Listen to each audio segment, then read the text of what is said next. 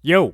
So for those of you that have already seen the anti-snake lecture, this is pretty much the same thing but for Steve. For those of you who haven't seen it, oh boy. The gist of it is that Steve is a character that my college scene is not very fond of. Shocker, right? I mean, literally frame 1 after PMLG was discovered, Steve was banned from all of our locals. And I personally think that was a bit of an overreaction. Like, did you not even watch the Nintendo Direct? Sakurai literally went over this. By inputting a neutral special during an aerial, Steve enters a phantom state. This is called a PMLG. Now, I've always been a believer that you should learn the matchup rather than banning the character. But with Steve's incredibly unique kit, the question that everyone is asking is, what does learning the matchup actually look like? Now, I can comment on this. Similar to Snake, I have done way too much research on the Steve matchup for Greninja. I am not even kidding when I say that I've written a 10,000 word document on how to fight Funny Blockman. During a project called the Summer of Matchups, I also uploaded daily guides on how to play the matchup as optimally as possible while pioneering tons of tech for Greninja. Again, through my efforts in labbing, I truly think that I've circumvented so many issues that Greninja players had when fighting Steve. But Greninja isn't the only character in the game. Could I use my knowledge on the Steve matchup and translate it for other characters to develop counterplay? That's when I decided to collaborate with top Steve labber AcidArmy to give a presentation on how to fight the character. I mean, we made a Kahoot and everything, so you know it's serious. And after a few close calls when sneaking everyone into an on-campus lecture hall after hours, this is what commenced. I hope you all enjoy. Here we go. All right, welcome to the Anti-Steve lecture. For everyone tuning in on stream, we are legitimately in a lecture hall in College Station. Say hello. All right, there is all of College Station Smash, all these lame players. All right, so today we're gonna be talking about how to beat Steve. Now, I want you all to bear with me. This is a collaboration between myself and AcidArmy. AcidArmy has so much Steve knowledge, it's insane. Unfortunately, he decided to be sick today, so he can't show up. So for the sections that I did not create, I am doing it live a tiny bit, so please don't yell at me too much. It's gonna be a little awkward at times. All right, let's kick this off on how to beat Steve. Here's the table of contents. We're gonna be going over the 4 pretty much standard things that you wanna cover whenever you approach a matchup, which are neutral, advantage, disadvantage, and stage selection. So let's get started with neutral. So the first thing that you want to know about is mining on stages. So Steve has materials, and the material that he mines is always dependent on the stage that he mines on. So in every stage in Smash Ultimate, somehow they got all the interns to program all of this shit. They were like, you know what? Make Yoshi's Story a wool stage, make Final Destination a neutral stage, and so on. So depending on the material that the stage is made of, Steve is going to be able to mine dirt, wood, stone, or iron. So what that means is that if you're on a stage with only stone materials, Steve will never mine wood. If you're on a wooden stage, he will never mine dirt. He'll never mine stone. But on iron stages, he will only be able to mine iron, which might sound like a good thing for Steve, but it's actually not that good because every material that he mines takes a set amount of time to do so, and iron takes the longest. So Ryan, I know that you banned Lilat. It is a bad stage for Steve, and we should be counterpicking Lilat. So bring it back, bring it back. Again, there are certain stages, like Jalen mentioned, where you get to mine 2 resources. Hollow Bastion and Kalos are the 2 tournament legal stages that are those. So on those 2 stages, Steve is able to mine both on iron surfaces and stone surfaces. Now, what that means is that he's able to get all the benefits of mining stone, which are creating walls, crafting tools, while having pretty much, he wins neutral, he presses B on the center of the stage on Hollow Bastion, and then on Kalos on the outer ring, he presses B and he mines iron. So that pretty much gives him like 5 mine carts in one interaction. So we're gonna learn about it a bit more. But the good thing to know is that that cycle that he mines in is always a set pattern, and that cycle always resets whenever Steve dies. So whenever he's close to diamond, and the indicator of whether or not he's close to diamond is, does he mine gold? In every mining cycle that Steve has, he gets gold a little bit before diamond. That's your cue to say, maybe I should turn up the aggro and try to close out the stock now so that way he doesn't get diamond. And on top of that, this is huge. Mining has 9 frames of end lag. A lot of people think that mining is whatever, he gets pretty much Joker Arsene for free. It's not quite that simple, because if he wants to cancel mining, it takes 9 frames to do so, which means that Steve's reaction time is so much worse than every other characters in the game. So if you're approaching Steve, your burst range essentially goes from like platform distance to 2 platform distances.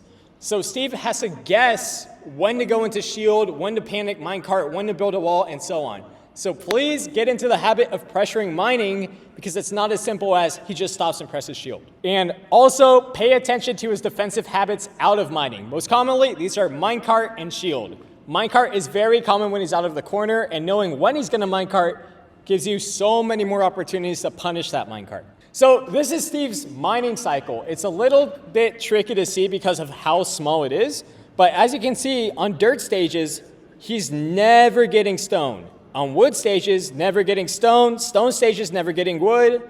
And on iron, he's only getting iron. So no stone, wood, or dirt.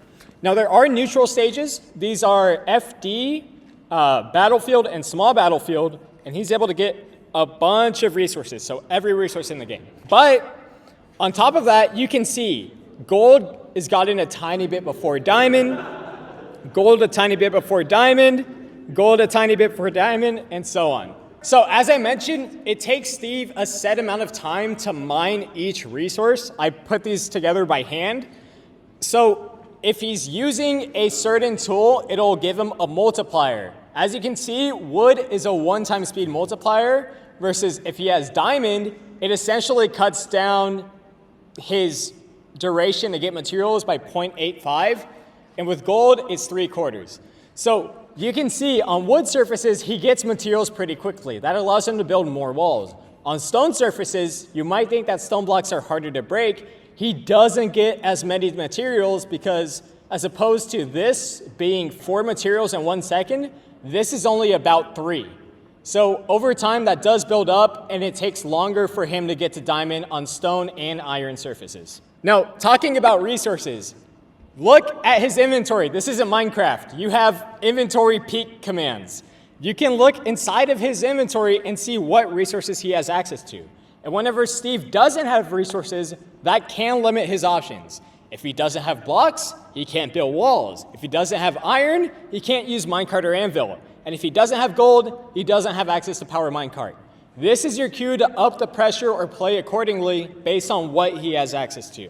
If you're playing the matchup well, he should eventually get to the point of running out of resources. So certain resources get used in certain situations. As we said, iron is for minecart. Something else to know is that whenever Steve places a block, it will always be the worst material that he has.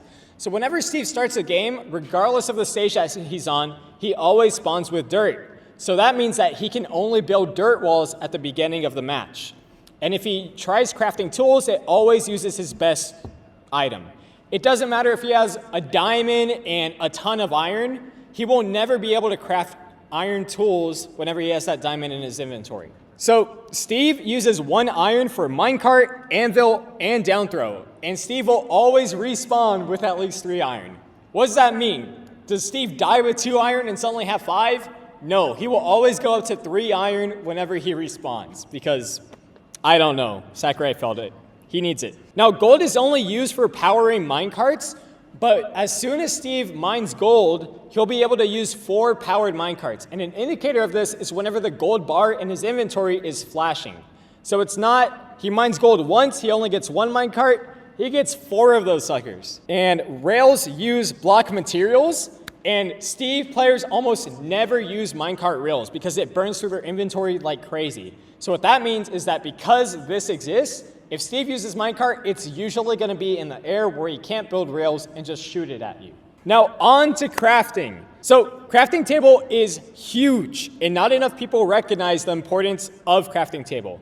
Like we said, whenever Steve crafts, he uses the best material, but he can also repair his tools, which doesn't cost as much. So as you can see here, it takes 4 iron to craft tools, but if he wants to repair them, it's only 2. As for gold, it's 4. So what that means is that he has to choose between crafting tools or using powered minecarts. He uses up one powered minecart, he will never be able to craft gold tools. So Steve will never mine stone on wood surfaces. What that means is that his iron and gold flow will suddenly be dedicated towards crafting tools instead of using minecart on you. Otherwise, he's gonna stick with wood tools, which it's Steve, so of course he's gonna be able to like 0 to death you with them, but it doesn't give him as much reward compared to gold or iron. So please, please, please, like memorize this. Always take the time to break the crafting table during downtime. Whether that's Steve is recovering off stage, you have downtime, break the crafting table. Steve just died and he's respawning, break the crafting table. The reason for this is because not enough people know that crafting table does take resources to respawn. The spawn values are 2 wood, 4 stone, or 1 iron. If you're playing on a stone stage, 4 iron twice, that's like 3 walls or 4 too-high walls that Steve isn't able to build because he's using his stone to spawn crafting table. And as we mentioned, stone mine's much slower than wood, and that is huge. You are preventing Steve from building walls by just taking a half second to break this thing. And crafting table, I believe, has 30 HP. Now, there's not really like training mode combos that you can lab against it. The fastest way to break crafting table is usually slightly charged forward smash into uncharged forward smash. So mess around with it, see what your fastest options are to break that table. Now, crafting table automatically respawns after 4 seconds. Steve can spawn crafting table by pressing shield and B at the same time, but if it goes by 4 seconds where he doesn't do this and crafting table is destroyed, it'll automatically be spawned. That is insane when you are ledge trapping or edge guarding Steve, because suddenly crafting table falls into the void, and that's burning so many of his resources. As I said, you do that twice on PS2, he doesn't get 4 walls, essentially. Something else to note is that whenever Steve respawns, he loves to craft tools. You can dash into Steve and push him out of crafting range, so that way he doesn't get to upgrade his tools. If you're gonna do this, know that Steve players know about it, and they might just up smash you, but that's the game. Suddenly he's going for up smash, he's draining his respawn invincibility, and then you can, pressure accordingly. So it is a game, but don't fall for the game. All right, so let's talk about walls. What is the best counterplay to walls? Is it down tilt? Is it space forward air? Is it back air? No, it's don't let him get the damn wall up. Essentially, whenever Steve builds walls, he has a setup where he places the bottom block and then he double jumps into a 3 high. So always swing at Steve where he would be at a 3 high position, and that will apply so much pressure because a lot of the time, if he commits to the setup, it's a free hit and you don't have to care about the wall at all. But do know that Steve isn't defenseless in this position. He can do something like nil.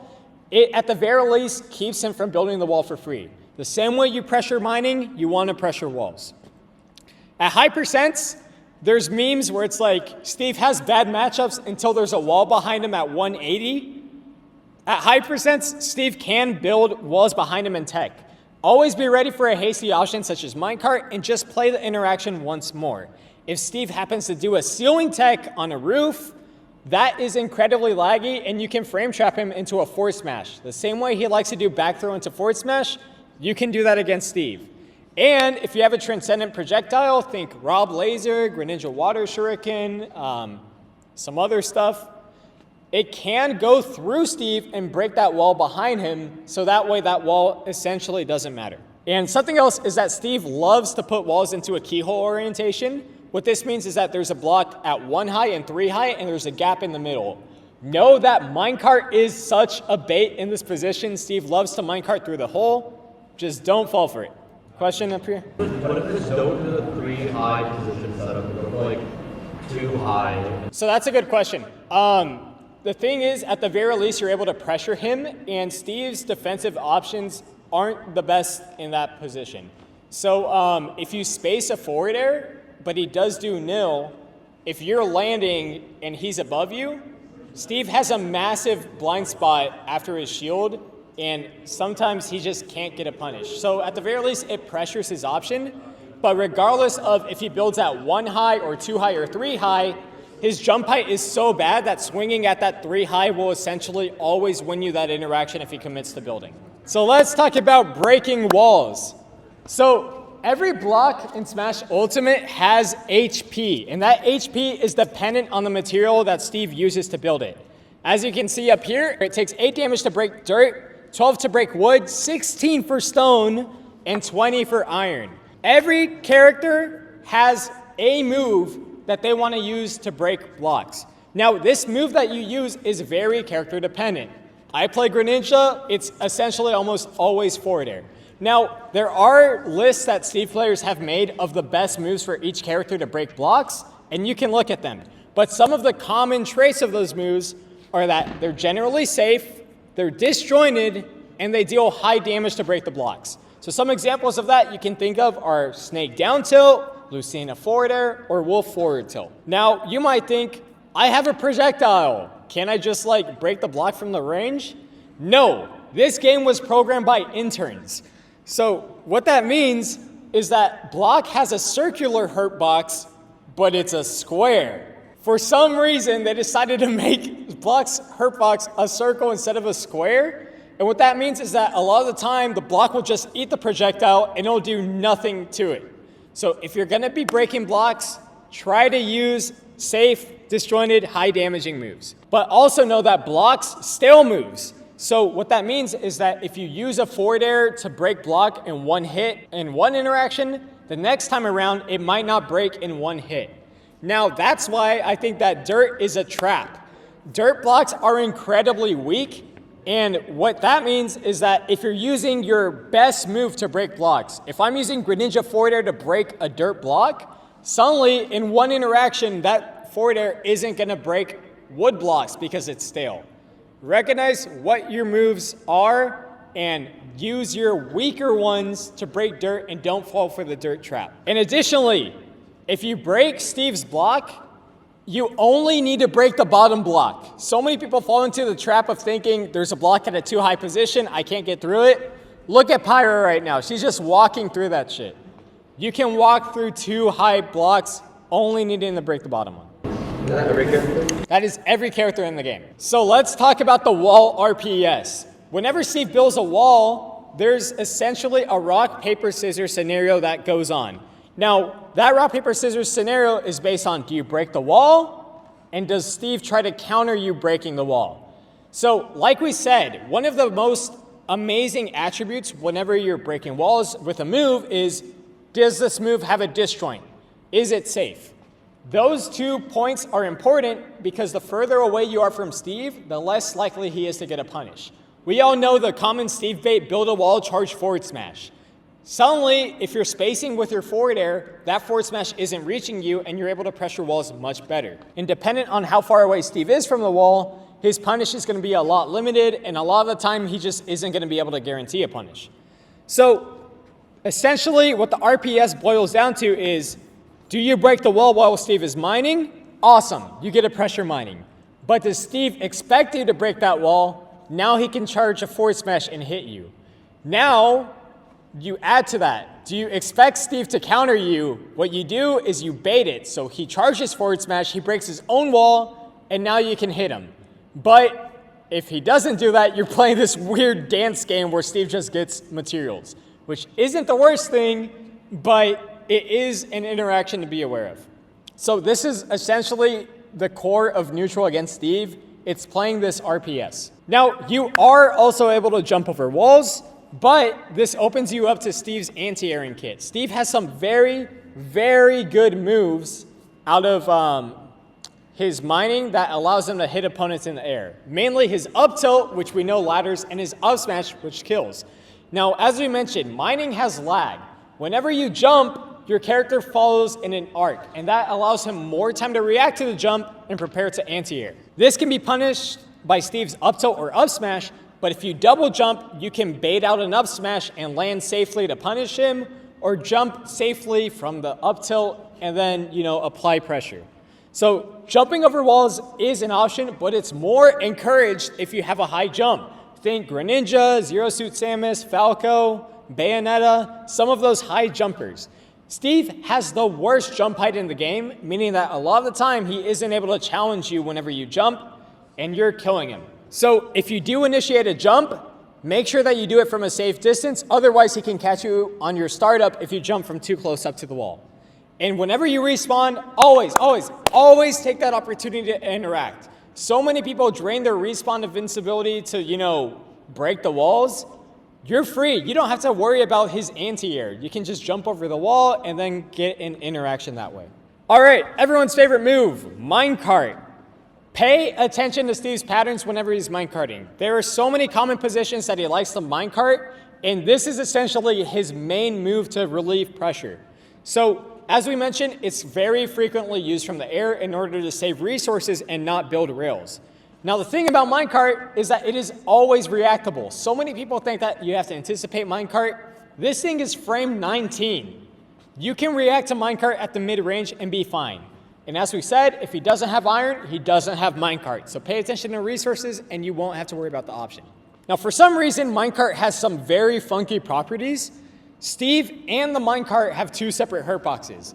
The minecart itself takes 8.4 damage to break. You can think of it like Snake Cypher, where suddenly there are certain moves that are able to break minecart, but other ones like your weaker multi-hits, unfortunately, aren't going to be able to. So common moves that break minecart are disjointed tilts. You can think of something like Donkey Kong forward tilt. Charged projectiles, you can think Wolf Blaster, or even Ivy's Razor Leaf just shuts down minecart.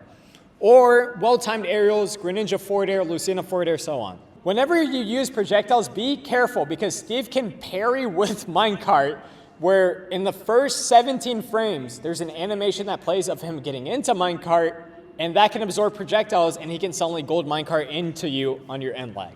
Also, Steve and minecart have two separate hurt boxes, whereas minecart has damage armor, Steve has knockback armor. So it takes 60 knockback units to hit Steve out of minecart, and this is most commonly done with landing nairs. So you can think Greninja Nair is great at this. You could do Mario Nair potentially, but remember that minecart is underneath Steve, so if you nair and then minecart hits you, it's a little awkward. If you're shielding and Steve is still inside of the minecart, rolling in is almost always a safe option. I say almost always because it depends on how far away Steve uses minecart from, but if you're where he is whenever he starts the move, rolling in will be safe. You are completely fine. All right, so minecart jump. Steve is able to jump out of minecart after 31 frames, and Steve loves to swing forward air in this position. Minecart covers low, and then that forward air covers high. So if you jump in against minecart, he loves to stuff you out with the forward air. Now this is pretty much a classic air to air. If you maintain spacing with a disjoint, you can beat that forward air. And if you have a high jump, you can jump over Steve and hit him out. Now there is also the third option, which is do nothing. If you jump backwards, Steve has some very bad airspeed, so he can't chase you and you're safe. Whenever Steve jumps out of minecart, it changes completely. Instead of doing knockback when Steve is in it, now it turns into a command grab. So if you're on the ground and you shield minecart, it's gonna grab you. If you try to counter minecart, it's gonna grab you. It's very, very awkward. But minecart is always a hitbox against opponents that are in the air. So what that means is that if you wanna use counter or if you wanna use a reflector, you can jump into a down V and then suddenly you're countering minecart. So if you want to use Sephiroth counter, Lucario counter, whatever counter you want, that's how you can do it. And remember that Steve commonly swings with the forward air in this position, so just play the anti-air and you'll be all right. So let's talk about Steve's shield. So Steve has a very, very good out of shield game. He has some very fast buttons. You can't see the text here, but sword forward air is frame 7. Unless he has gold, in which case it's frame 6. His up smash is frame 8, and footstool anvil out of shield is frame 4. So he has some very fast buttons with very big reward. Now there is a blind spot below Steve where you can poke him with down tilts. So you can think of something like Snake down tilt, Mark down tilt, Greninja down tilt. You will low profile Steve's rising forward air if you're in this position. On top of that, treat it like pretty much any shield in the game. You want to combine spacing and safety. If you have something that isn't punished by Steve's sword forward air out of shield, rising aerials in Smash Ultimate are incredibly neglected on how unsafe they are. So what you can do is bait Steve into using a rising sword forward air against you, and if you go into shield, you get a guaranteed up smash out of shield. I don't care if you play Donkey Kong, you can kill Steve off of this interaction. So there's a lot that you can do against him. And also, Steve really depends on parries in order to get more reward. So Footstool Anvil is an option at low percents, but it's not killing. So what he really wants is parry up tilt or parry jabs. Mixing up the timing of your landing aerials can give you a hit when he's in shield. All right, let's talk about Steve's movement. Steve's movement is not incredibly good. As you can see, he has a 78th worst walk speed. He's top 79 in run speed, worst initial dash in the game. I think that's bottom 7 air speed, bottom 20 air acceleration, and really bad fall speed. And as I mentioned, he has really bad jump height. So, in other words, what does that mean, everyone? That is ass. Steve is bad. Easy. So Steve has ass movement.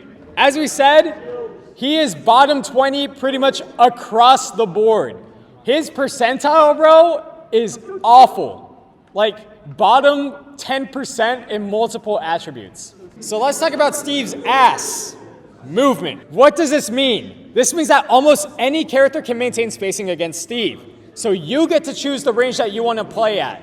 Do you want to play rushdown? Do you want to play bait and punish? Do you want to zone? Steve isn't able to catch up to you and change that spacing. I don't care if you play, Bayonetta, who has mediocre stats. If you play Mario, you are essentially Sonic to Steve. What that especially boils down to is your ability to exploit Steve's mid-range. So some of Steve's up-close buttons are incredibly rewarding. These are jab, these are up tilt, these are rising sword forward air. If you're at the mid-range, these buttons aren't hitting you. So it's as simple as not being there, and it's not an option that you have to worry about. And at the mid-range, you're constantly going to be able to pressure Steve for mining, pressure him for building walls. Minecart is reactable, and his main burst option is dash attack, which is -10 at safest. His mid-range is very exploitable, and not enough people recognize it. So let's talk about jab or up tilt. As I said, if you're not there, it's not a problem. If you're shielding these two moves, however, because it does sneak up on you every once in a while, a lot of people think, oh, up tilt is -6. I can game and watch up B out of shield against this. There's something in Smash Ultimate that's called shield lag and shield stun, and this essentially combines these two numbers to say how long do you have to react to this move hitting you. So sometimes you're not buffering an option, rather you're inputting your up B on frame 3. That gets you clipped by a second up tilt. So a lot of the time, in these situations, it's best to roll away from Steve as opposed to towards him. If you roll towards him, you can get hit by him reading you with a forward smash, a jab, and up tilt. And once you do roll, wait for that second up tilt or jab.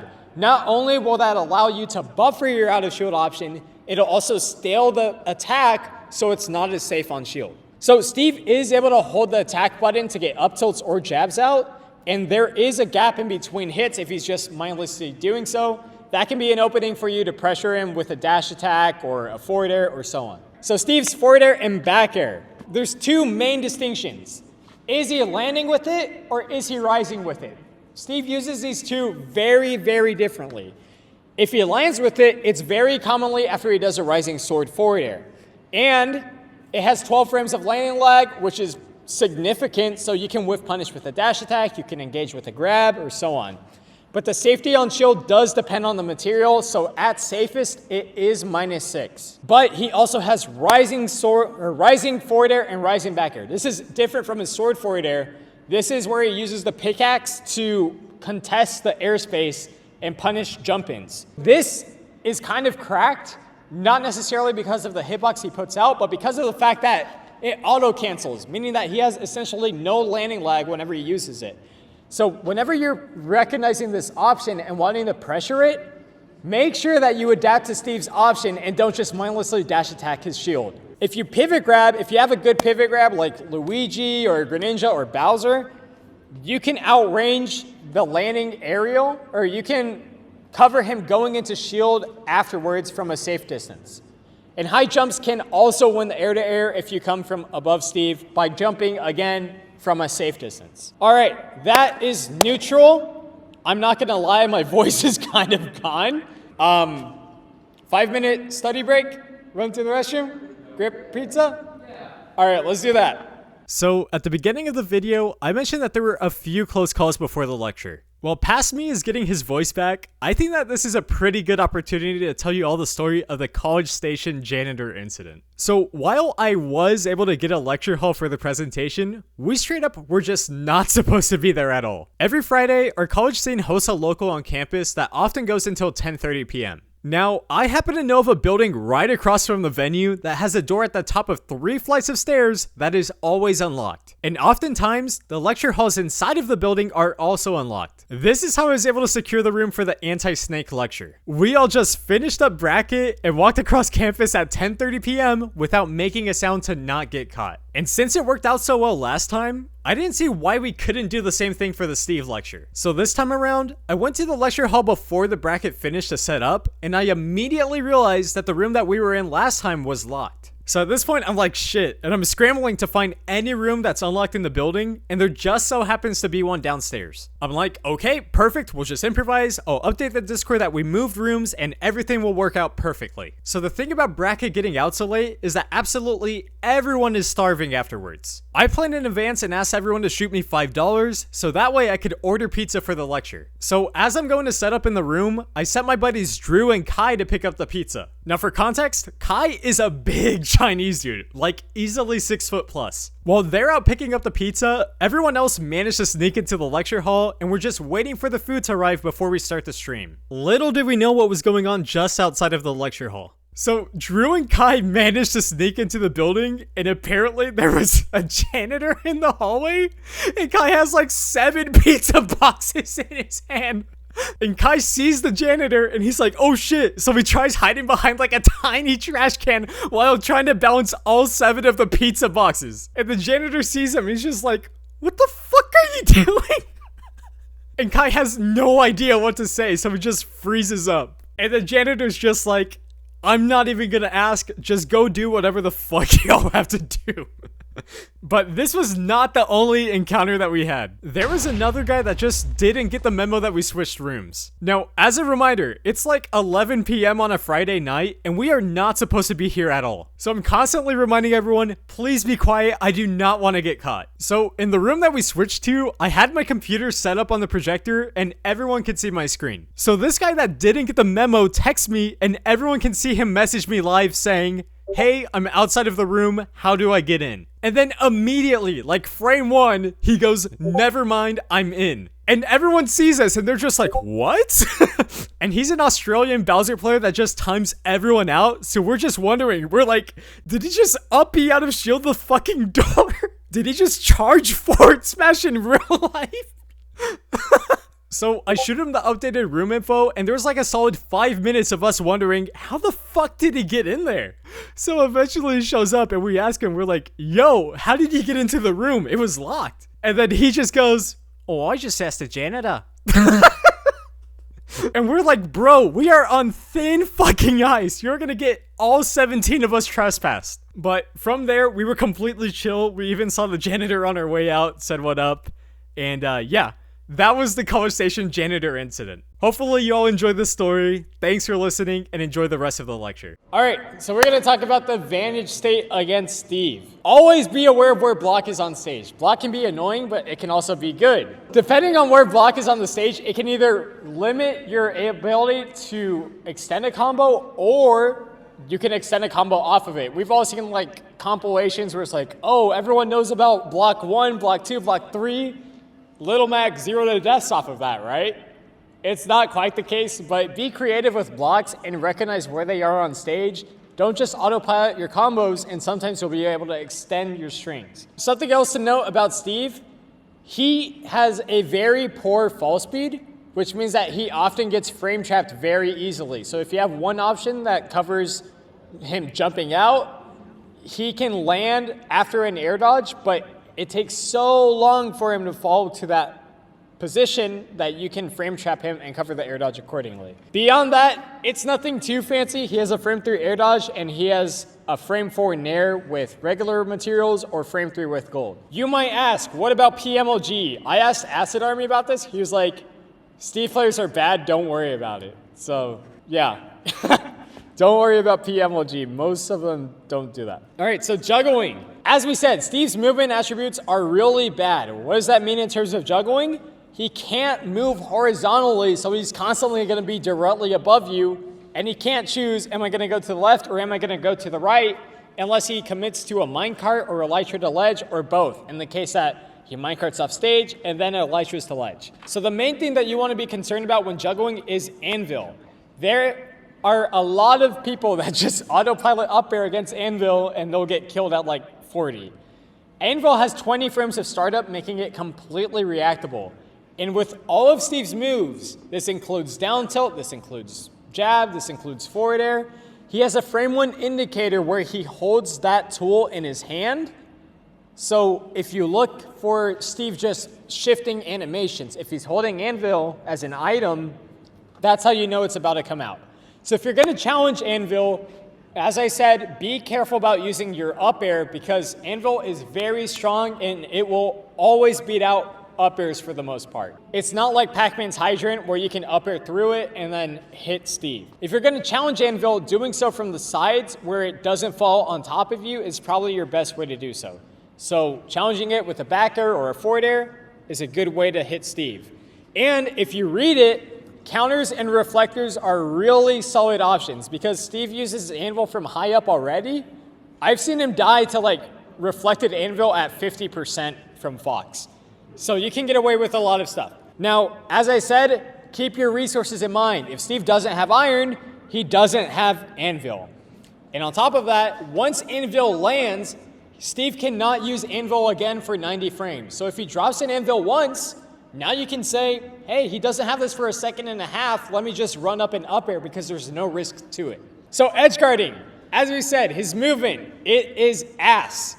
So Steve's movement makes him lack a reversal option. A lot of the time, if you miss an edge guard, what's going to happen? Steve is going to go to ledge and you reset for a ledge trap. You can afford to essentially go for hard reads against Steve, miss, and still be in a positive situation because he doesn't reversal you from that position. So the best way to utilize this is similar to the snake matchup, where you want to cover high minecarts before resetting to a ledge trap. If you prioritize minecart coverage, you will always have at least a positive situation against Steve. Now, as we said, paying attention to minecart patterns will open up opportunities to punish minecarts.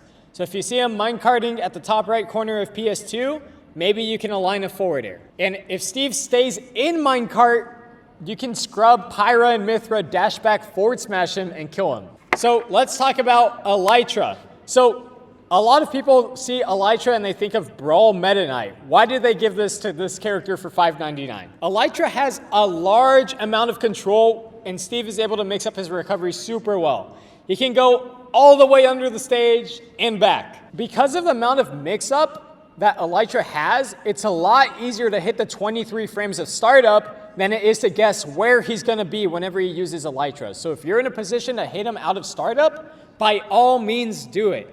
However, where does Steve eventually have to go? To ledge, right? So if you expect him to go to ledge, you can place your hitbox at ledge and then hit him. It doesn't matter if he goes low to ledge or high to ledge, he's going to end up at ledge. That's a pretty safe place to toss out a hitbox. And if you're going to cover ledge, doing a ledge drop back air while drifting onto stage allows you to swing at elytra while resetting to a ledge trap at the very least if you miss. So there are low recoveries that Steve can do with elytra, but the way that he inputs this, he has to go up very slowly and he has almost no horizontal momentum. So what that means is that he's essentially, what's an uppie that goes straight up? He's essentially doing like Banjo and Kazooie uppie. So you can say, all right, he's going to be in this position. That's an easy forward air. That's an easy forward smash. He's really dependent on his drift to get out of that position and recover. So low recoveries, free edge guard. If Steve recovers low by going underneath the stage, he only gets significant drift on his up B once. So he can never go up immediately and then back down again. That doesn't work with Steve. He can Jason Derulo and wiggle to gain distance, but this gives him distance and not height. So it allows him to go underneath the stage, but doesn't allow his elytra to go higher. Now, Steve does have a mix-up where he elytras onto the stage. This is similar to Piranha Plant, where it has like 4 frames of landing lag or something ridiculous like that. Pay attention to Steve's habits. Very commonly, he's gonna go into shield or he's gonna spot dodge. So a lot of the time, you're not punishing the elytra itself, you're punishing what Steve does afterwards. So pay attention to those habits, and you can get a much bigger punish. So Steve isn't all that, it's weird to say he isn't amazing at ledge because there's only really 2 unique things against Steve. He has ledge roll, he has ledge jump, he has all the options of other characters, but what he does have is planking. Now, planking is the big thing. This is essentially where Steve builds a block off stage, mines resources on the side of the stage, and snaps back to ledge with invincibility. Now, do not get antsy in this position. If you try to down air Steve, he can start to up tilt and combo you, he can up smash you through the stage. It can get really finicky. The one thing that you do want to do in this position, if possible, is break the crafting table. Like we said, if the crafting table is broken, it respawns every 4 seconds. And if Steve is off stage, it falls into the void, burning more resources than he's able to mine. Now, it is a little awkward. You just want to interact. Be patient against Steve. Steve's ledge jump is often followed by minecart, so if you're going to pay attention to minecart, again, this is essentially his option to relieve pressure. Pay attention to the corner where he's very common to use minecart.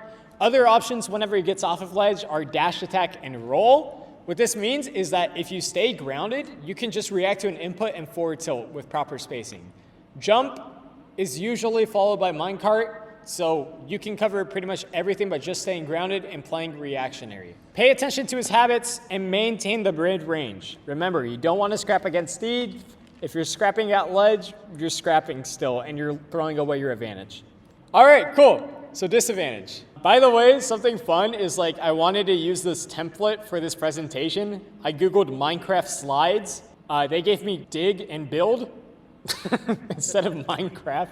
So I don't know who this dig and build character is. So SCI. A lot of people think that Steve's combo game is just free. It's not quite as free as you might think it is because it is very execution heavy. Incorporating SCI adds a lot more of an execution check and gives him more opportunities to mess up his combo routes. So whenever possible, always incorporate DI or SDI to make him work a tiny bit harder. Now, how do you SDI? AcidArmy was really insistent that I provide this here on Dashwalk SDI. Who knows what dashwalking is? Raise your hand. Okay, so essentially what dashwalking is doing a foxtrot by tapping forward and immediately flicking your C-stick in an opposite direction. What this does is it transitions your character from the dash animation to the walk animation. But in technicality, what this does is you're hitting forward, your C-stick moves in another direction, and then it sees that you're still holding forward, so it gives you 2 inputs. Against Steve, a lot of the time you're able to get 2 SDI inputs, but doing it manually is really tricky. So if you're inputting it by flicking your analog stick in one way and inputting on the C stick the other way, you're able to consistently get 2 SDI inputs against Steve. So which direction do you SDI? It depends on what Steve's combo is. If he's doing pick loops, SDIing down and away on his forward air spike will really prevent his follow-up because sometimes he won't be able to reach you with the jab. You're able to land out of the forward air sooner, and he can't guarantee a follow-up afterwards. Or he has to cut the combo short. For ladders, always try to SDI, I'm sorry, not DI, up and behind Steve. This can cause him to, at the very least, end the combo early, or as we mentioned, use more tech to chase you up. So it adds more of an execution check to Steve. As for jab trains, always SDI away. I see a lot of people, they say, bro, I was SDIing away and I still got trained. Please, SDI away for every single input. I'll see people SDI away 3 times, and on the 4th time they give up. And it's like, bro, that was the time that you were about to get out of the combo, but because you didn't input SDI, now all of those 3 SDI inputs don't matter anymore. So if you're a fast faller and you're getting jab trained, SDI away from Steve. That is until Steve reaches the ledge. Once Steve reaches the ledge, you want to SDI the final jab up, so that way if he does a run-off forward air, it's a much higher chance of the forward air not spiking you, but hitting you with the launching hitbox, so that way you don't die immediately. So there are a few more things that you want to know. These are DI related. Blocks are on stage. Remember, if you're aware of where blocks are on stage, you can turn into Steve. If he forward smashes you, but there's a block over there that you can DI into and tech off of, go ahead.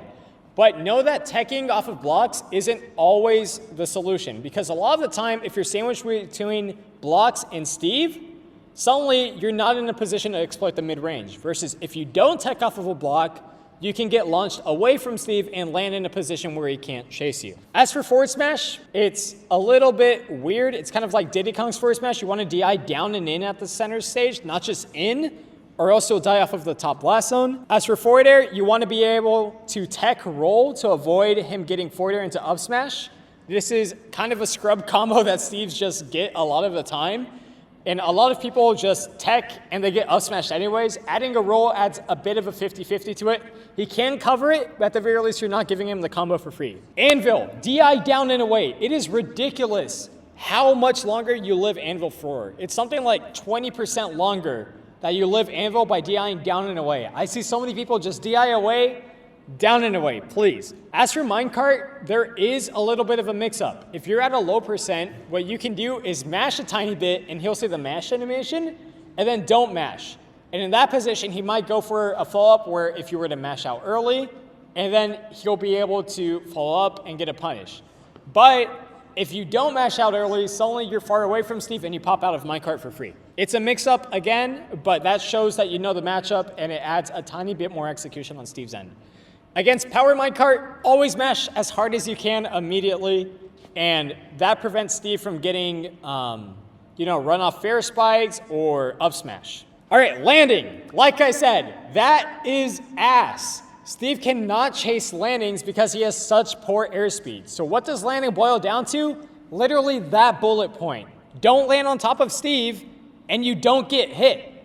It's that simple. If you're landing on top of Steve, it's a constant gamble of, am I going to be hit by this up tilt and take 70%? Am I going to be hit by this up smash and die? Just land away from Steve and you'll do fine. He can't chase Pikachu quick attack. He can't chase Sheik bouncing fish. He can't chase Diddy Kong monkey flip. There are so many options that characters have to land away from Steve, and he just can't reach you. Now, I do not recommend this, but certain characters' nairs or multi-hits are able to go through his up smash. The only two examples that AcidArmy gave me were Pikachu and Palutena's nairs. That can be an option, but if you just land away from Steve, you don't have to play that gamble. You just escape disadvantage. All right, recovery. So offstage blocks are a little weird, and AcidArmy made this slide, so I want to just read it verbatim. Letting the stage push you into the blocks from the side lets you pass through them more easily. And on PS2, Smashville, and Hollow Bastion, blocks cannot be placed in the right spot at ledge, so anybody can get by. What does that mean? We've all seen people get gimped by this exact setup. They'll uppie here, and suddenly this block stuffs out their uppie. On PS2, Smashville, and Hollow Bastion, that will never happen to you. You're free to use uppie safely underneath the ledge, and you will never be gimped by a block. Now, what you want to do is, Steve will often place blocks in a 2x2 fashion. Aim for this bottom corner block, because if you break it, you can uppie into it and drift in, and so many characters will magnet hands through this. So while you're recovering, aim for that bottom corner and snap to ledge. But also, if you have a flexible recovery, just go over Steve. That's another option that you have access to. So again, the timing and spacing for you to use your uppie can be character dependent. That's something you want to go into training mode and practice. Something like Inkling might just get screwed by every block. Chrom might get screwed by every block. Everyone's response is a little bit different. Now, some characters have an uppie where they'll go up and they'll come back down. You can think of something like Cloud or Kirby or Chrom or Ike. That's not always the answer to this, because if you land on top of the block, it'll despawn, and then suddenly you're in free fall because you went from the landing animation to being in the air. So remember that you'll be in free fall. But if you use something like Greninja Hydro Pump or something that puts you into free fall when you're already in the air and then you land on top of the block, you're immediately actionable if it breaks underneath you. And remember, whenever Steve's off stage, he has poor airspeed, so his burst range is a little bit bad, but he is able to turn around and edge guard you with back air at any point and get a kill. All right, so let's play. Steve has a good number of setups. Now, I want to talk about some of the more common setups. Whenever Steve is at ledge, one of the most common setups that he does is place a block on ledge and then anvil on top of it. Now, there are certain characters that are able to get around this by doing a ledge jump into an air dodge. If your character is on this list, you can safely ledge jump air dodge against it. If your character is on this list, you can safely neutral get up against it. If you're on this list, you can get up attack. If you're on this list, you're kind of sad. So again, your option is a little bit character specific, but if you're on these lists, you have options. Now, you are able to universally ledge roll against this. However, that can open you up to Steve grabbing or TNT if it's placed. But if you play a short character that isn't on any of these lists and you roll, you can low profile Steve's grab and punish him. Now, another option that universally can work is ledge stalling. You want to be careful though, because if Steve stays on top of his anvil, it will do more damage and then hit your ledge stall. So it depends on if the anvil is inside the block, as in like towards the left or the right. Whichever one is inside stage, you're able to safely stall against that. But in that position, you want to be ready for run off forward air or run off back air and tech. You can also ledge drop into a double jump and hit Steve while he's standing on top of an anvil. There's a lot of mix-up that you can do. But universally, ledge roll is the option that gets you around this.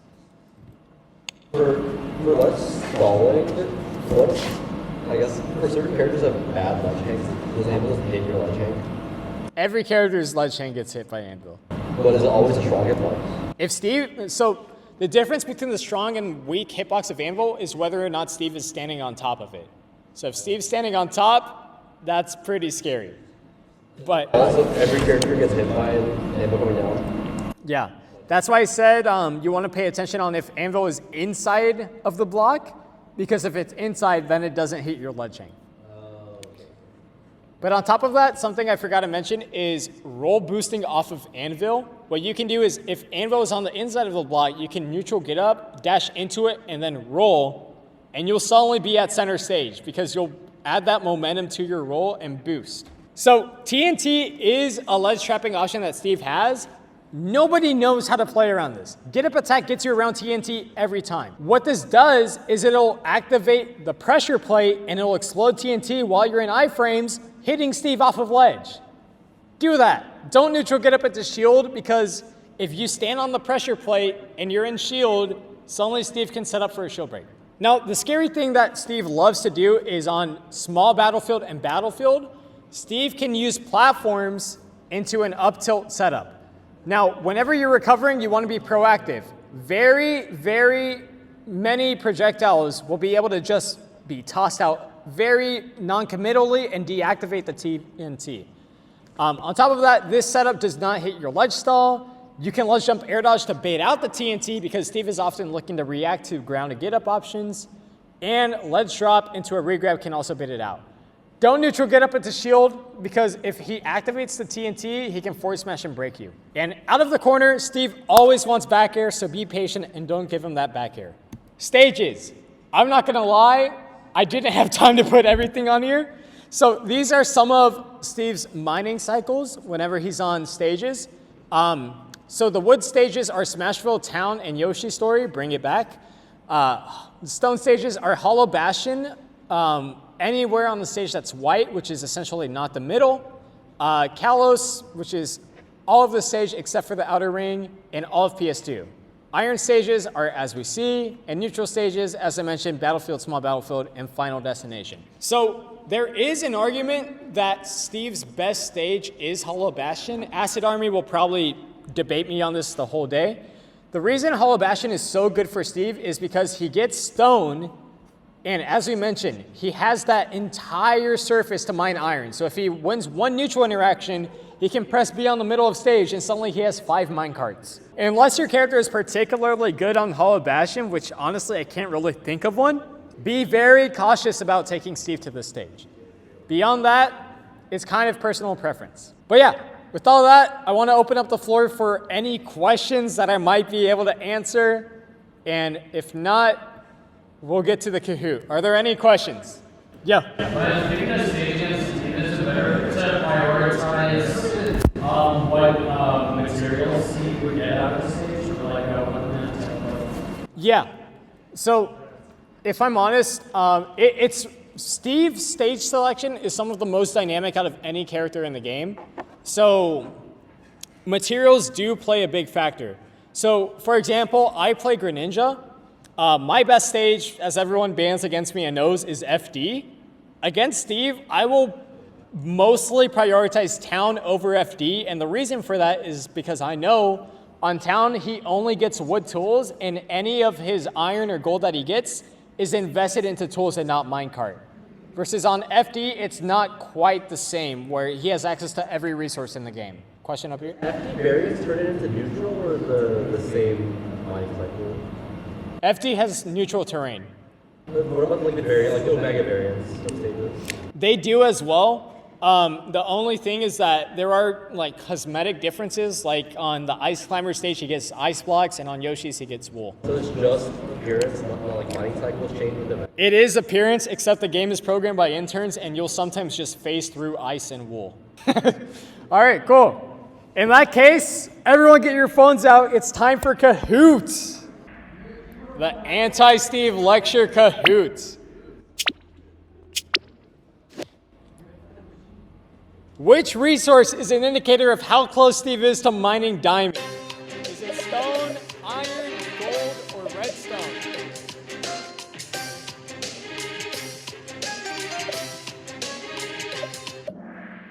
It is gold!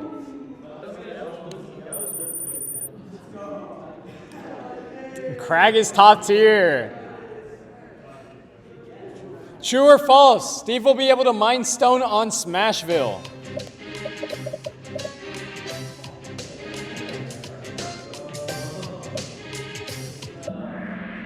That is false. Smashville is made of wood. He will never mine stone on wood stages.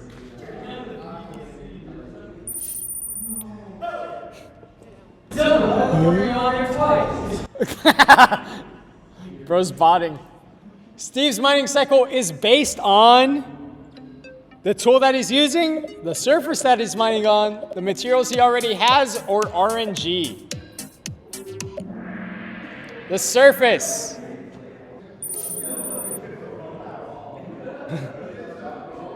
How many frames of end lag does mining have? Is it 0, 5, 9, or 15? It is 9 frames of end lag.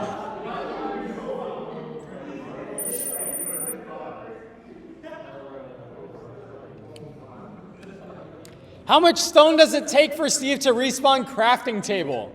1, 2, 3, or 4?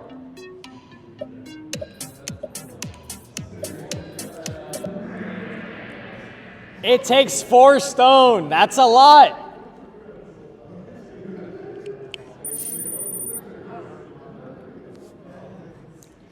How many powered minecarts is Steve able to use once he mines gold? 1, 2, 3, or 4?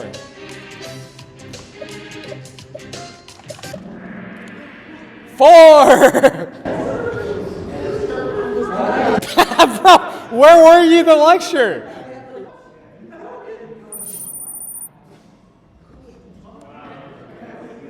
When is Steve's minecart not a command grab? Against grounded opponents, against aerial opponents, against opponents in shield, or against counters and reflectors?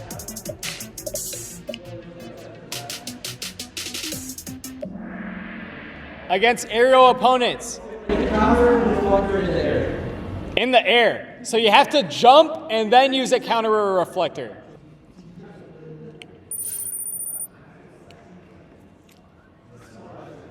Which of the following is a safe option after shielding minecart when Steve is inside of it? Is it using an out of shield option, spot dodging, rolling in, or rolling backwards?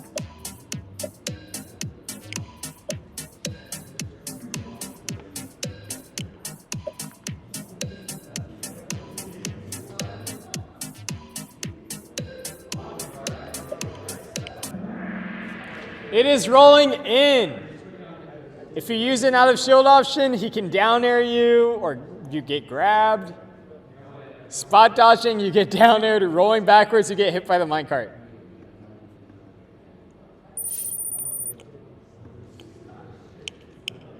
Which movement attribute is Steve the worst in? Is it run speed, air speed, fall speed, or jump height?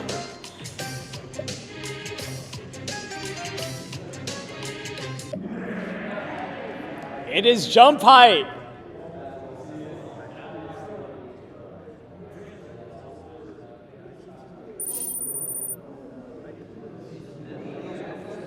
At which range is Steve most exploitable? Is it close, mid, long, or vertical?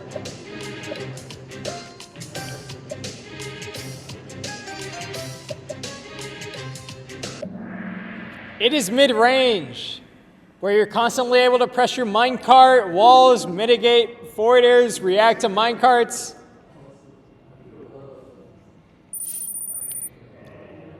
Wow. True or false? Steve's anvil has low priority, meaning that attacks are often able to go through it.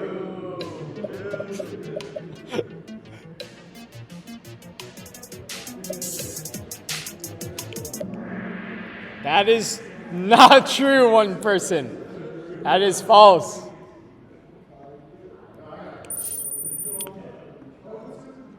True or false? Steve's anvil has, oh fuck. It's true this time, I swear.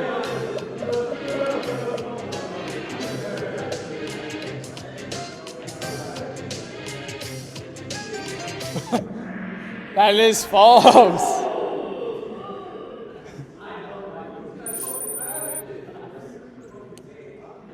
Which option does Steve most commonly depend on to relieve pressure? Is it jump, roll, dash attack, or minecart?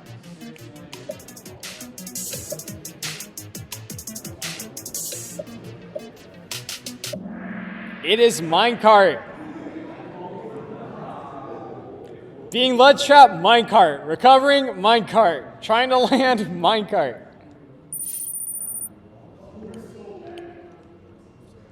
Which of the following should not be done as a landing option against Steve?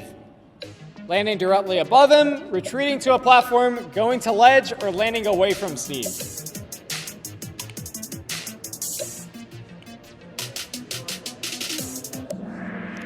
Landing directly above him. Do not do that. In which direction should Steve's ladder combos be STI'd? Away, behind, up and away, or up and behind?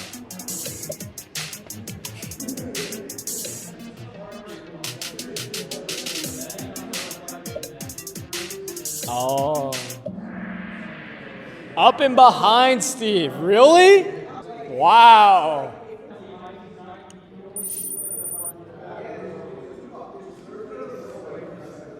Which get-up option is best when TNT is placed directly at ledge? Is it neutral get-up, ledge roll, get-up attack, or ledge jump?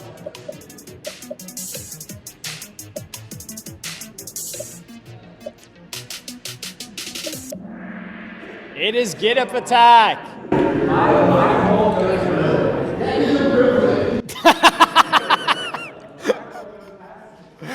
No. It is get-up attack. That will explode TNT in Steve's face.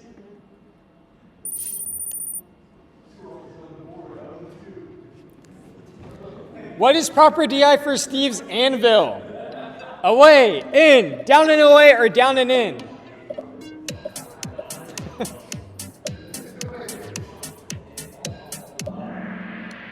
Down and away. That lets you live like 20% longer.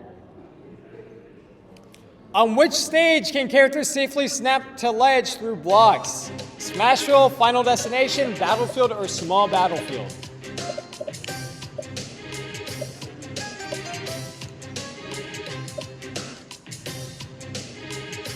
There are 3 total stages, but on this list, it is Smashville. The 3 stages are Smashville, PS2, and Hollow Bastion. You will never have your low recovery gimped on those stages, assuming you do it right. Last 2. What is the universal answer to Steve's block anvil ledge trap? Neutral get up attack, ledge jump, or ledge roll?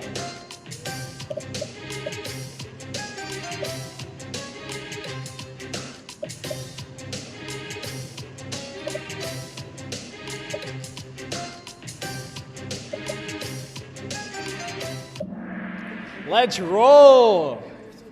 Just remember, if TNT is there, do something else.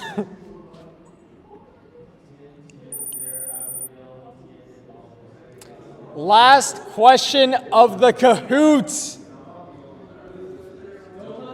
What option is Steve most commonly looking for against opponents in the corner? Back air, dash attack, minecart, or up smash?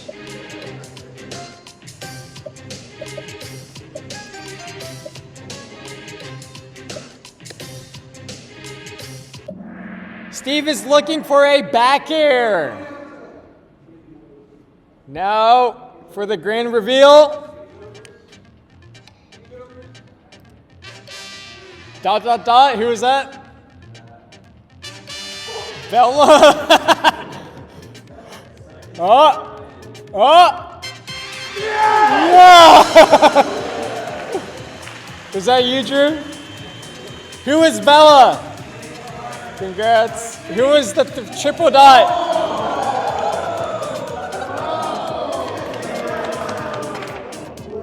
All right, with that, I think that is the anti-Steve stream. So thank you all for participating. Before we dip, can we take a picture in the lecture hall? Ready? 1, 2, 3. One more. 1, 2, 3. Now do something funny. Corey. Whoa! 1, 2, 3.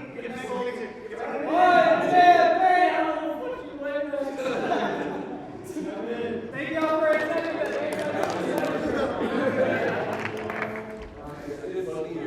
With that, I want to say thank you all for tuning in on stream. That was the Anti-Steve lecture. Hopefully you all learned something.